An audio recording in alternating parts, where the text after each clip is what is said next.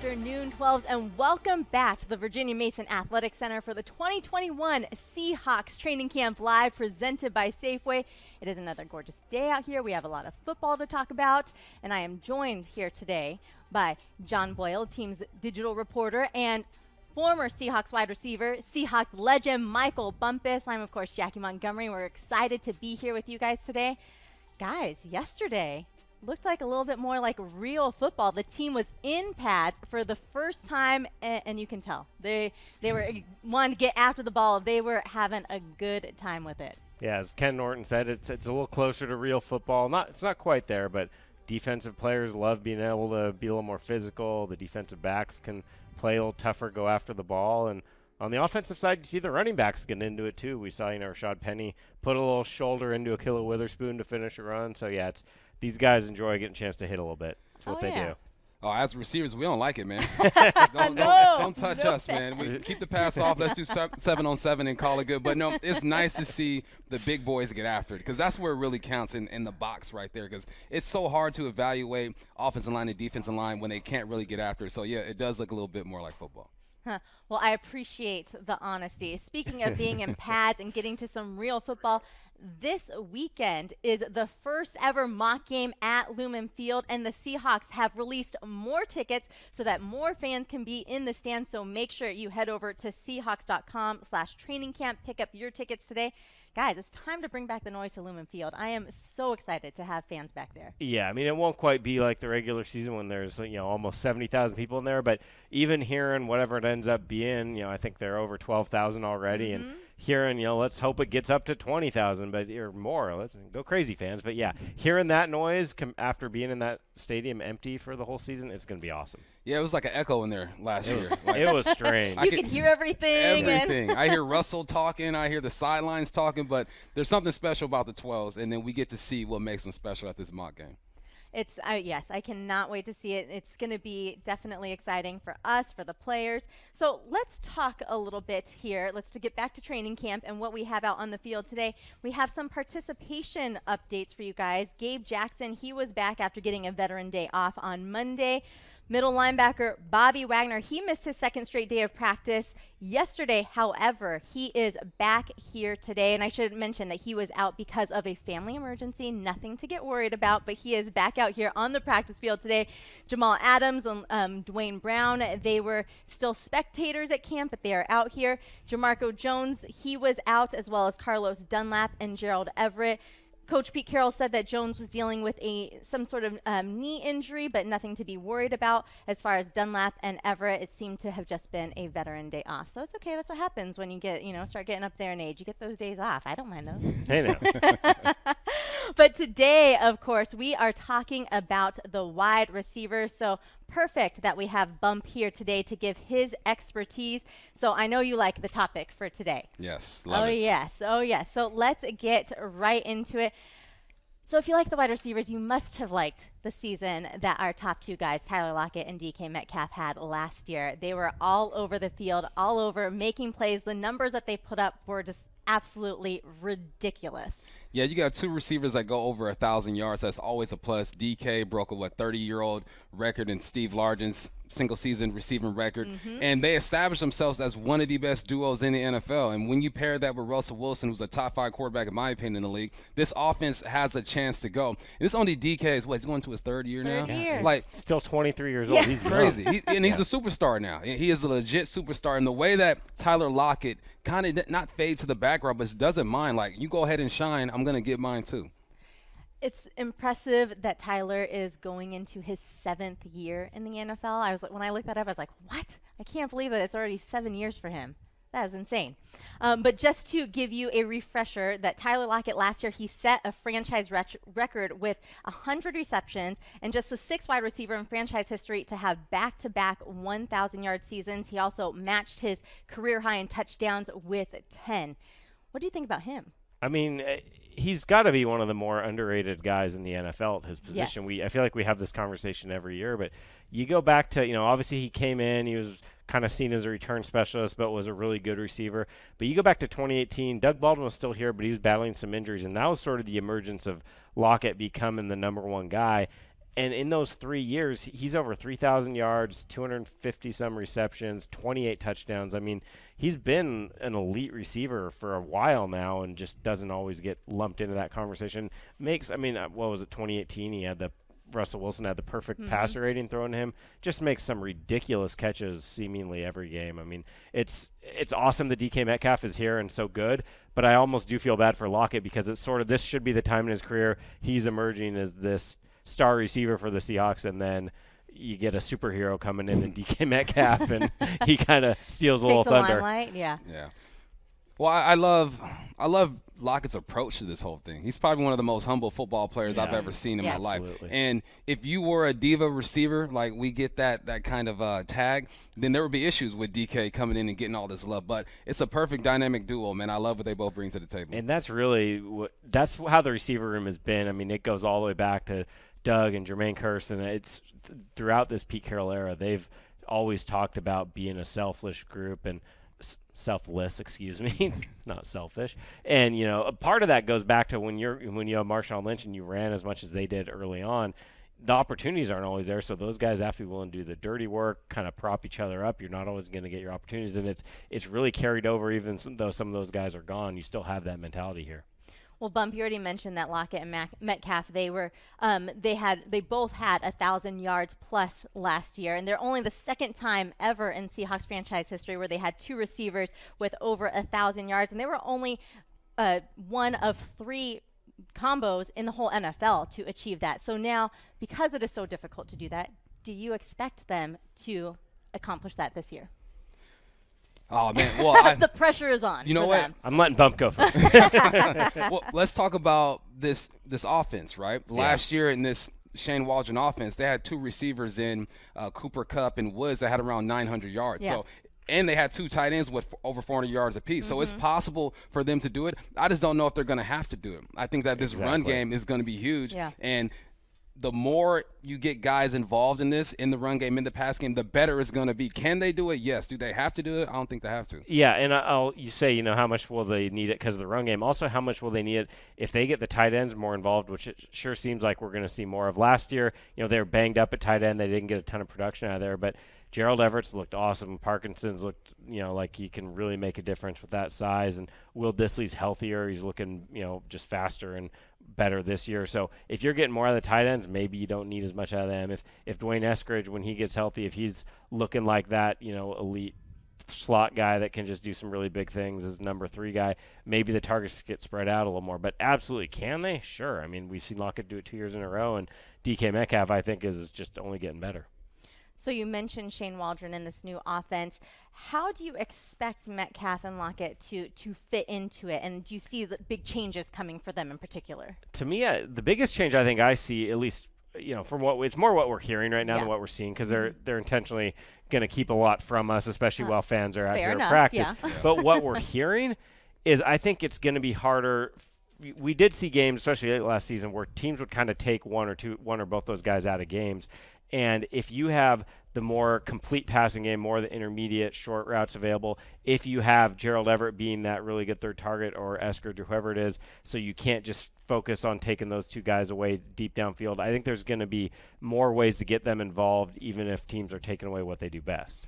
Yeah, what I've seen so far is the quick game is there. Yeah. I think in the Schottenheimer era, everything was downfield. They had some quick game, but it wasn't an emphasis. Right now, you're seeing Russell Wilson get the ball out of his hands quickly, and I think that's just going to help DK and it's going to help Lockett. If you can get them the ball quickly, they can make a 5-yard gain into a 10-yard gain quickly, and then all that does is opens up over the top because now guys want to bite down. You're giving them all the dressing in front of them, those crossing screens, those spacing routes. I love what I've seen so far, but especially the tempo. I think the tempo's a lot faster on offense. That seems to be a phrase that we hear a lot when we're talking to the offensive guys, is just tempo, explosiveness. There's like these key words that you hear repeatedly, and excited to see it play out here in the regular season.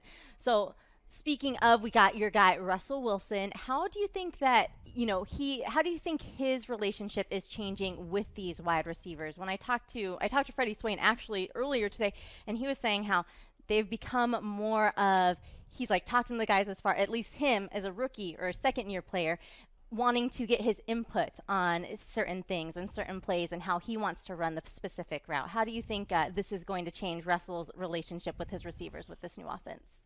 I think because this is a new offense, he has to communicate a bit more than he normally would, right? And he has to try to understand what the receiver's thinking in this situation. So whereas if he's in an offense that's been installed for 3 seasons, 4 seasons, he's kind of like, look, just listen to the coach, be where you're supposed to be, I got you. But they have to communicate. And I love that he's talking to the younger guys, probably some guys who won't make the team or are going to be practice squad guys. But he knows that in an NFL season, things happen, guys get banged up, and you might have to rely on this guy. So I think there's probably more communication with him and maybe the lower tier guys than there's been in a long time. Yeah, and to piggyback off that, one thing Tyler Lockett told us during off-season workouts when we talked to him is there's going to be maybe a little more freedom and flexibility for receivers within the offense to, do some different things. And you better be communicating well and be on the same page as the quarterback if those receivers have that freedom, because if you're not on the same page, that's how some bad plays happen. So, yeah, I think, as you said, with a new offense, that relationship building and just knowing each other well is so important. I think that's kind of what happened yesterday. He threw a pick to DK. DK stopped instead of continuing on in this route. Yeah. Russell thought he was going to continue.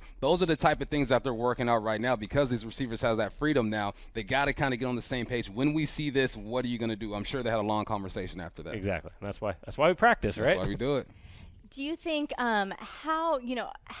when you look around the league, and I mean, I'm sure this is so very different from when you were in the NFL, just like, we Are always you calling him old? It's so different.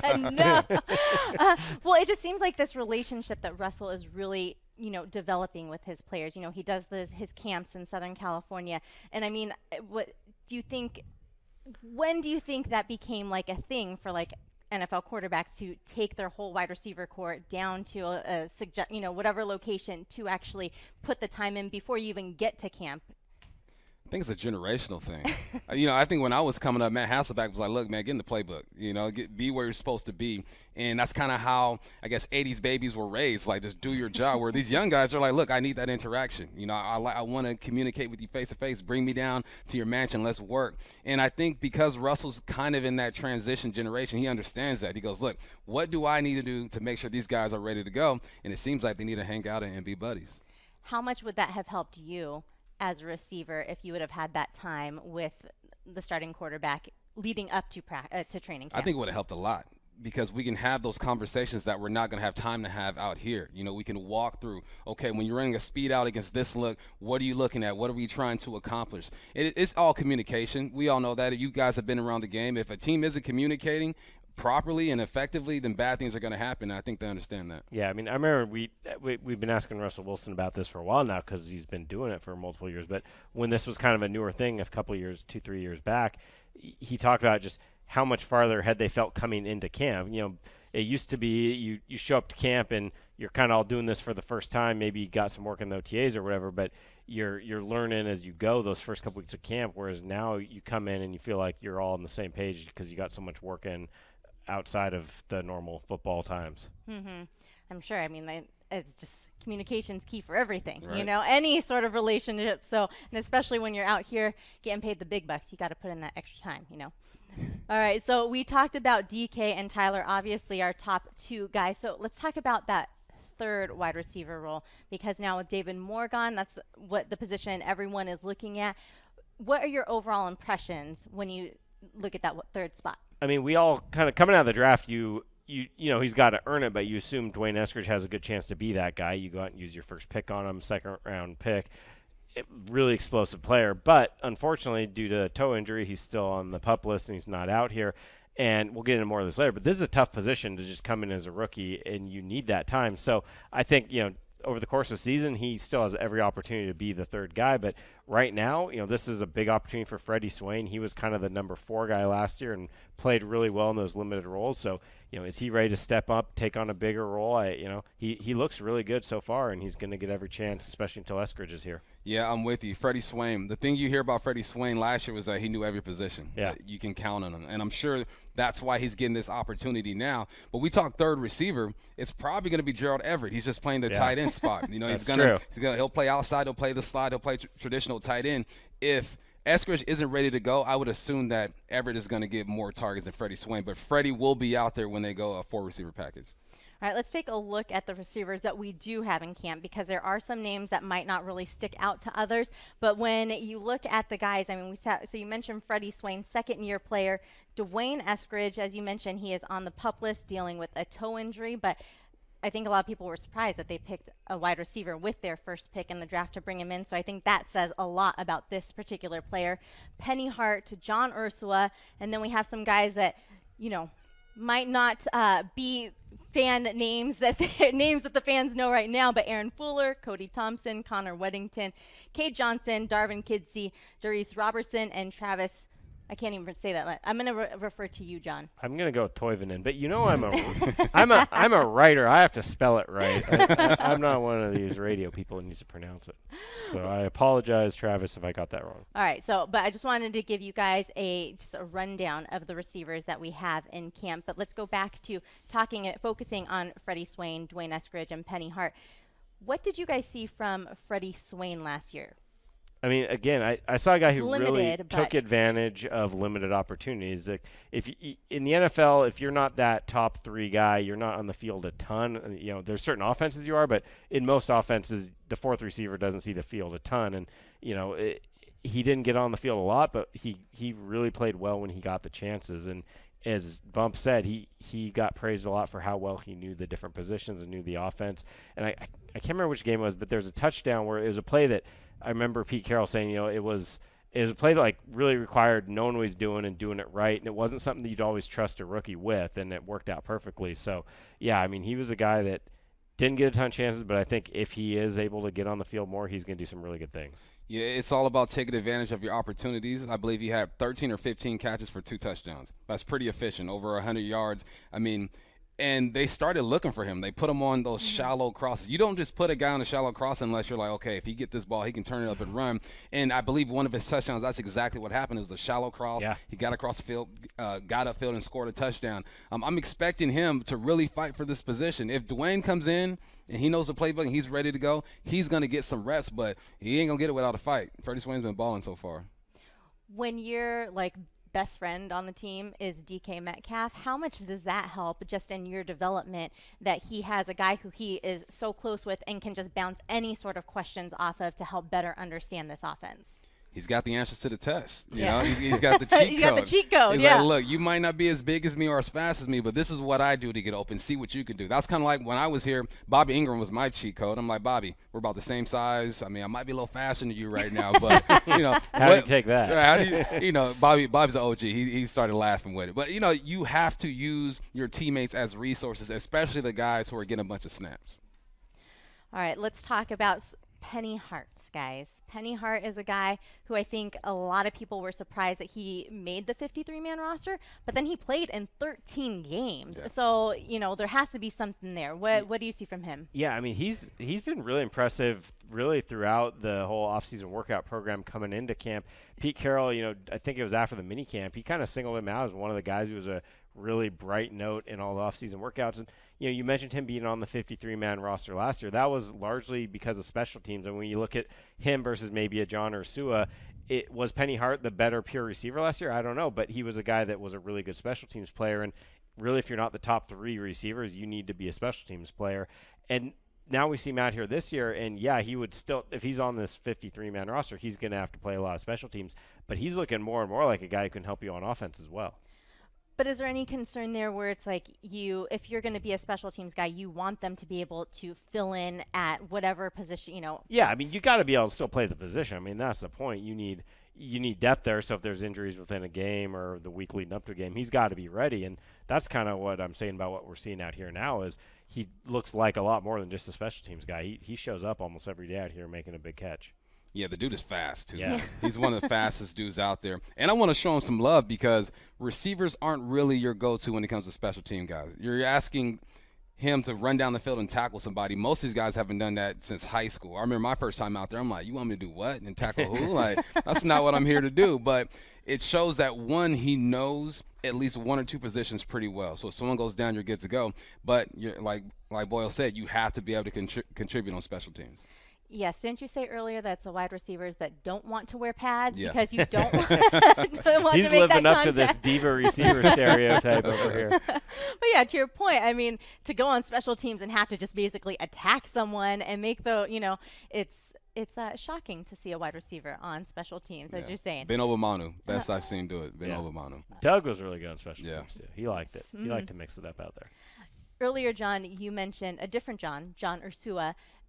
When he was drafted, they traded up or back into the draft to get him. So it was clear that they wanted him. They didn't want to have to go through the free agency route. So now, but unfortunately, we haven't seen him do much on the field. Obviously, he was just a practice squad guy last year. Do you think that this is the year that he emerges? I mean, I'd love to see it. He's been a guy who's always looked really excited in practice. His rookie year when there was a preseason, he did some really nice things in the preseason. And I mean, I think part of the reason fans really root for him is you watch him and he looks like Doug Baldwin out there. I mean, he runs like him. He's built like him. And so you start to make those comparisons and you want to project him to that role. It's unfortunate. I mean, you would hope from year 1 to year 2 he would have made a leap, but he did get stuck on the practice squad, as you said. So, it's a pretty deep group, and he's going to really have his work cut out for him to do it. But, he's got a lot of talent. He scored about 1 million touchdowns. It's approximate at Hawaii. I mean, he's a playmaker, so it'd be awesome to see him make that step this year. Man, I've been rooting for this kid. He's a slot guy. He's about my size. He's got that wiggle. And you see it. It flashes. You mentioned that preseason where he just balled out. It just seems like something's missing, right? If he were doing everything that the staff wanted to do, he'd be on the field right now. But I feel like he's getting closer. I see him out here. He looks a bit more comfortable. He looks fast. It seems like he's putting himself in position to at least compete for a spot right now. Well, we hope to see him out there on the field. I know that he would like to be on this 53-man roster. We talked a little bit about Dwayne Eskridge. It's such a shame that he is not out here dealing with that toe injury. How much does that set you back as a player, not being able to be out here during training camp? I mean, as a rookie and at a position that Bump can speak to this more than I can, but receiver is a tough position to just come jump in and play right away. So it's significant that he's missing this time. If you're talking about a fifth-year veteran and he's missing a week of camp, you're like, okay, he's fine. And again, long-term over the course of the season, this is the right move. You need to make sure he's right. You get him healthy and he can catch up. But when we're talking how much can he contribute week 1, then I think this does affect what he's learning right now and how effective he can be right off the bat. Yeah, it definitely sets him back a little bit. He's missing the physical reps. I'm sure he's out there taking those mental reps. He's doing it. But you don't know until you feel it. There's nothing like making that jump from college football to the NFL, and you got linebackers who are roughing you up, running with you. You have safeties who are taking better angles. You just have to feel the speed of the game. Now, the dude is fast. He's strong. He's versatile. He played defense in college as well. Yeah. But there's nothing like live reps. That's where Freddie Swain's going to get that edge. It's his second training camp, and he's getting these live reps. So I have to give some props out to Bump, because when we were going through the draft, you actually called out that the Seahawks were going to pick Dwayne. So what is it that you saw from his college tape that stood out to you that you're like, this is the guy that they need to get? Well, first it was process of elimination, right? I'm like, this guy's going to be gone. No. I got to keep it 100. I got to keep it 100. It was a process of elimination. Then I'm like, all right, well, what type of receiver are they looking for? They have their big guy. You have your small, quick guy. How about a guy who isn't the biggest but plays big? This dude is strong, man. He breaks tackles. He runs through guys. And I just felt like if Shane Walders is going to come in and I'm looking at their offense, all these crossing routes and what they're going to ask receivers to do, it just felt like he would fit right in.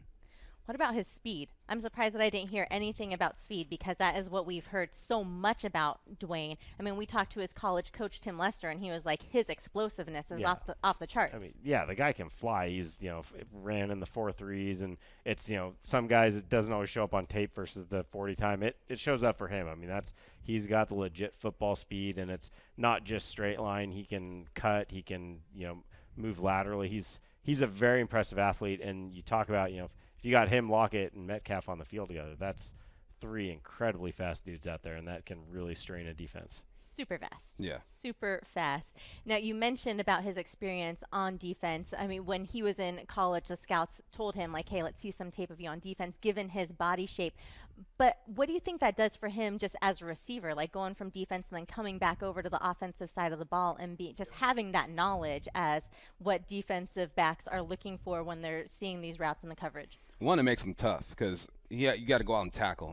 I don't care where you are on defense, safety, corner, linebacker. You have to tackle. So now you know that he's tough. And 2, it gives him a clue on how a DB is going to react to certain movements. So now he's like, okay, well, this is how I would attack this. This is what I would do. So defensively, how can I counter that? It's a dying breed. You don't see guys like that anymore. It's special to have a guy that goes both ways, and now he just understands what the defense is trying to take away. So when he lines up on offense, he goes, all right, this is how I'm going to attack this. Yeah, I mean, he talked about that when he was doing an interview with the media in the offseason. He learned a little bit exactly what you're saying, how a defense looks at things, how, maybe kind of tells a receiver might have with if he does this, if he's lined up this way, he's going this way, and so it can just help him be that much better as a route runner. Bump, you touched on something earlier, just that jump from college to the NFL. Wide receiver is one of those positions where it's not always the smoothest transition. Why is that? You're in space, and when you are in college, that space lasts a bit longer than it does in the NFL. You have smarter safeties out there. You have smarter linebackers who diagnose plays. I mean, in my opinion, these are the best raw athletes in the world when it comes to football, especially on defense, because they can react to things so quickly. So I think that's what it is, and then there's learning a new playbook. And when I got here, I mean, it was like Hasselbeck was speaking French to me. I'm like, this is not how we called plays. So now you have to learn a new offense. So it's just the spacing, knowing that I got to get out of this break sooner. I have to really be at my spot. I can't take this route to 12. If he needs me at 10, I need to be at 10 right now. I was when I was talking to Freddie Swain earlier, I was just like, I was feeling for this guy because he comes in 2020 in the COVID year, so he has like everything's over Zoom. He doesn't get to be at the facility, and then he finally gets the understanding of the playbook, and then he goes into his second year and it's a whole new playbook and he has to start all over. And I was like, man, you got the raw end of the stick. Now, okay. With these preseason games going, only 3 this year, not 4, but how much do you think these preseason games are going to help this group in particular? Well, especially as you just said, a new offense. I think they really need it. They're not going to show everything in a preseason game, but just you need for the young guys. Hopefully Eskridge is on the field for some of those games at least, and a guy like Freddie Swain, it's going to help a lot. Does Tyler Lockett need a preseason? Probably not. But overall, I think anytime you're breaking in a new offense, it's really important to get some of these extra reps. And then for the guys you mentioned that are competing for roster spots, that's where it's just massive. I mean, that's where it can make the difference being on the team or not. And going back to you need to do stuff on special teams if you're not one of the top guys, it's a lot easier to show what you can do in live special teams reps in a preseason game than that out here on the practice field. Yeah, Boyle hit it. These old guys don't really need it. They're good. As long as they pick up the terminology, Dwayne Brown doesn't need to practice. He don't need to be in preseason games. He can just show up week 1. Yeah, seriously. He's good to go. But these other guys are like, okay, now I need to take this offense and do it against a guy who doesn't care about my well-being, who's just going to tackle me, he's going to hit me. He's not going to ease up if the quarterback puts the ball high, and just make it real. And those young guys, they need real live reps, and that's what preseason's for.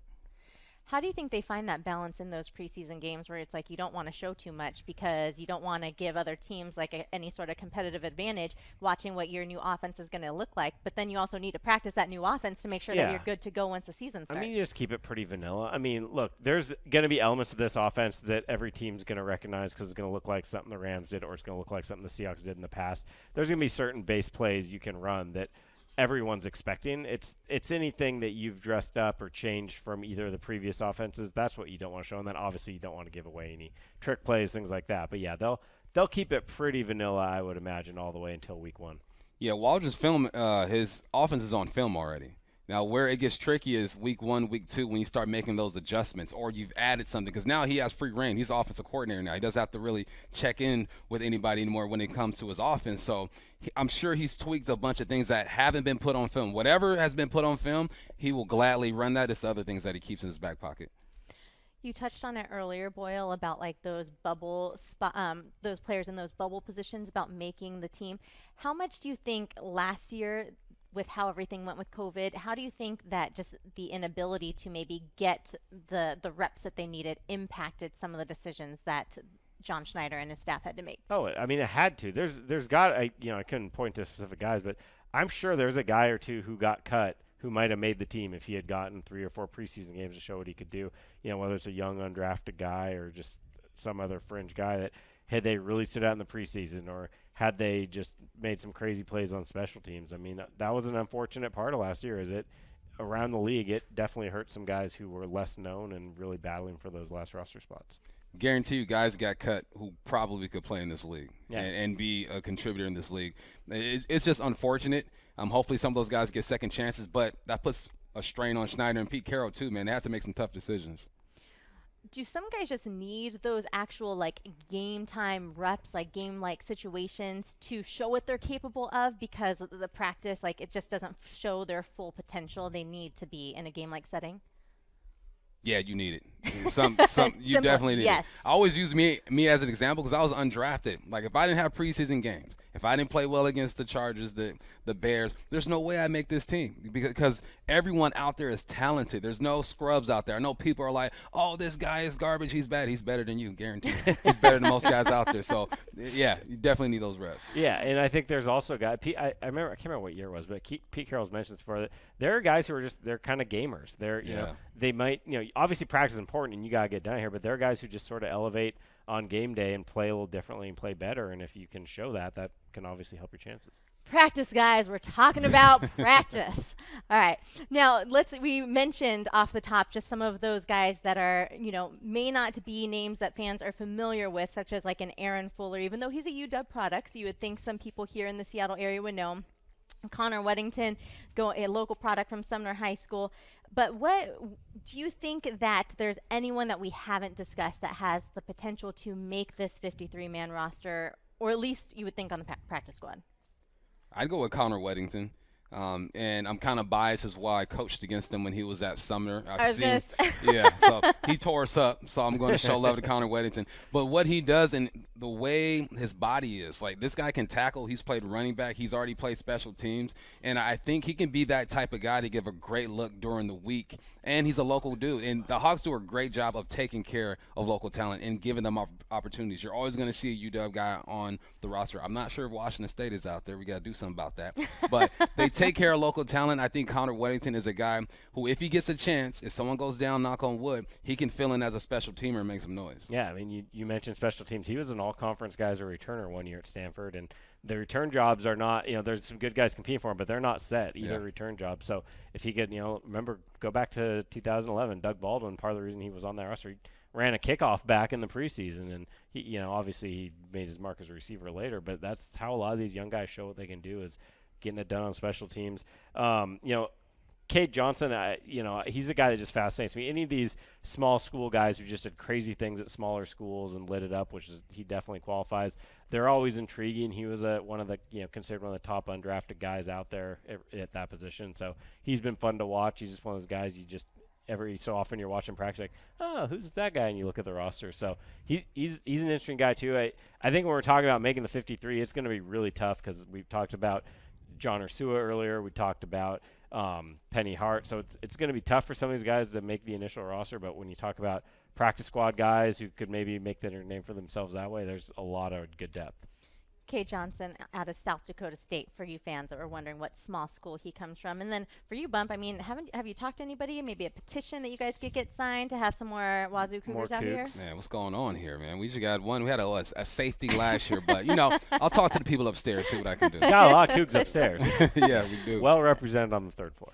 All right, so overall, when you look at this wide receiver group as a whole, who do you think needs to step up this year? You go for it, Boyle. I mean, I'm going to say right now Freddie Swain. I think in terms of the expectations on him, it's probably Eskridge because he's that second-round pick and the guy that you'd love to see be that explosive number 3 guy. But as things stand right now, to me it's Freddie Swain because he's got a chance to take on a big role if he can step up and keep it. Yeah, I'm with you. It has to be Freddie Swain. He's getting the reps right now. You're replacing 400 yards from Demo last year. Yeah. You're not asking a guy to come out there and be a superstar, but you're asking a guy to come out and make big plays. That's what Demo did. And right now, I think Freddie Swain has big playability, man. You look at his film from Florida. I mean, he would catch a slant and take that thing 45, 50 yards easily. And in this offense, I think they're going to ask receivers to do that, so I'm leaning on Freddie. What about Gerald Everett? I know he's a tight end. But you talked about him being if we can count him, then he's definitely in that conversation as well because he's, as Bump said, I think right now if you're talking yardage and receptions, he's probably your number 3 guy. It just doesn't have the wide receiver by his name. Yeah, and he's just versatile, man. I mean, just look at him run. He can block. He has good routes, good hands. The run after the catch is good. I think he's one of the most slept-on tight ends in this league. I know people are kind of like, Gerald Everett, what's going on? You look at his numbers, but he's going to have opportunity to shine. I think he can do it. Just a reminder to all of you 12s out there, if you want to see these players in action, live game-like action, you can still purchase tickets for the mock game that is coming up this Sunday at Lumen Field. You can head over to Seahawks.com/training camp to get your tickets today to check that out. All right, so as we start to wrap things up here, guys, what is your general outlook as you look at this 2021 season and this new offense that we're going to see ushered in here for the Seattle Seahawks? General outlook would be positive. Definitely positive. I think that there's an opportunity for Russell Wilson to take another step in his career. It's weird that you're saying that going into year 10, but this is his third or fourth offensive coordinator. He is going to be asked to get the ball out of his hands quicker. That's what kind of everyone's been asking, like just throw the football. But I felt like last year he was kind of handcuffed because all the concepts were downfield, and it takes time for that stuff to develop. So with this new offense, I think he could add the quick game to his game. It's going to be out there for him, and then just be a leader. We got to win a playoff game this year. And yes. I know you can't win without a great defense, but when you have one of the best in the game and Russell Wilson leading the way, he's got to play well, and I think he's capable. Yeah, I mean, to piggyback off that, that's to me what I'm most excited about is I think we're just going to see a more complete offense. Yeah. And a lot of that will be a more diverse passing game, but also the running game. I think maybe one thing, we talk so much about Russell Wilson and the passing game and what Shane Waldron means for that, but if we're talking about elements of the Rams offense, they do some really exciting things in the running game as well, and I think getting Andy Dickerson coming over with Shane Waldron is going to really help this run game be explosive. Getting Chris Carson back was obviously a massive move this offseason, so I just think we're going to see a really exciting, explosive offense that can just move the ball more effectively in different ways this year. Yep. You mentioned Russell and getting that ball out of his hands faster. That was something that DK talked about when he spoke with the media, that's been something that they've been really focusing on. How much do you think that's going to help Russ just in terms of just like taking, like you said, in just growing more as a quarterback going into his 10th year? I think it's going to make him more efficient. I mean, he hasn't completed 70% of his passes yet in his career. That's another milestone that he needs to get to. And when you look at the guys who do that, the Drew Breeses, I think Tom Brady did it a couple times, they take what the defense is giving them and they get it out of their hands quickly. And he's getting older. He ain't trying to get hit no more. So what do? You get the ball out of your hands quickly and let your youngsters go for it. Exactly. I mean, obviously a big storyline this offseason was how much Russell Wilson gets sacked and how much he gets hit. And you go back and look at the Rams, again, we always have to preface this, it won't be the Rams offense, but we know there's going to be elements of it. And they were, under McVay, they were always one of the top teams in terms of fewest sacks allowed. And look, they had some good linemen there, but that wasn't all on pass blocking. That was a lot scheme too. And if you can all of a sudden go from 40-some sacks to 20-something, that just helps him be better and stay healthier throughout the season. All right, well, when you guys look at, got the fans there, got the defensive line. I know that you guys talked about defensive line a lot yesterday, but you mentioned this offensive line and then bringing in some new guys such as Gabe Jackson. How do you think that this can shore up that offensive line to help prevent some of those sacks? I mean, I know like what you guys are saying, a lot of getting the ball out of the hands is obviously going to be a huge difference, but do you think there is a concerted effort there to help protect him more? Yeah, I mean, you look at Gabe Jackson's career, he's been a really good guard, and one of the things he's always been known for, if you look at, the kind of advanced stats on linemen and pressures and all that, he's been a very good pass protecting guard. And, yesterday, that first day in pads, it's always fun to watch the one-on-one pass rush drills.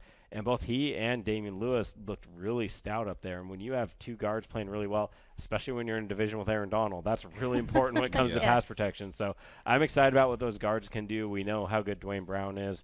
They got a really good competition going at right tackle. And then, Ethan Posick is only going to be his second year at center, and I think he'll just be that much better for it. So I do think this offensive line is going to be a lot better pass protecting than maybe people give him credit for, just if you look at the sack numbers. Yeah, and Damian Lewis is just showing that he's versatile. He played center for a game last year, mainly at right guard. Now he's going to left guard. The more you can do on that offensive line, you ask Big Ray, the better it's going to be. I like the offensive line. It's not always on them. I know when the sacks start coming, people start pointing fingers at the offensive line, but it's going to be a collective effort. The play calling, the execution by Russell Wilson, and communication by the O-line. All right. Well, guys, as we mentioned earlier, mock game coming up. We cannot hammer this home enough. I know you fans want to see your favorite team as soon as possible, and this is your chance on Sunday at Lumen Field. The Seahawks will take to the field for their first mock game of the season. You can head over to Seahawks.com/training camp and get your tickets. Practice is still going on. What are you guys going to be? I know you guys are both heading out there. What are you going to be looking for today? I mean, only being day 2 in pads, it's a lot of just watching those guys, whether it's in the trenches, running backs, linebackers, just some of the more physical plays, seeing how guys look now that they can hit a little bit. Looking at Jordan Brooks, his fits. Mm-hmm. I mean, he is explosive. He's a missile. He has pads on now. He can be himself. Does anyone just, when you say, like, that's a linebacker, if you just looked at a guy and said, that's a linebacker, I mean, he just looks the That's part, it. man. He's an impressive kid.